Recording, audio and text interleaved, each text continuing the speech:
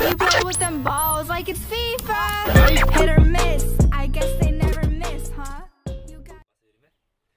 Ассаламағалейкум достар, сіздермен бірге әдеттегідей мен Армашка бро. Достар, біздер мақсат қойдық, 1000-ға жеттік. Ендігі мақсат сәуірдің бүгінгі 13-ші жұлдызына дейін біздер 5000 подписчикке жететін боламыз.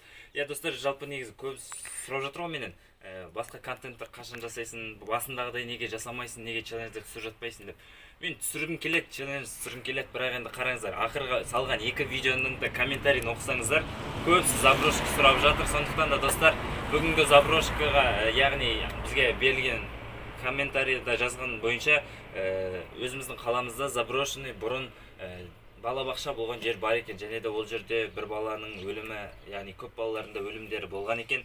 Ендеше достар, біз бүгін сол жерді барып көретін боламыз. Сіздерден сұрайтынымыз әдеттегідей колокольчикті басып, комментарий жазып, арнаның дамуына көмектессеңіздер жетіп жатыр. Ендеше достар, көп созбаймыз, біз видеомызды бастаймыз.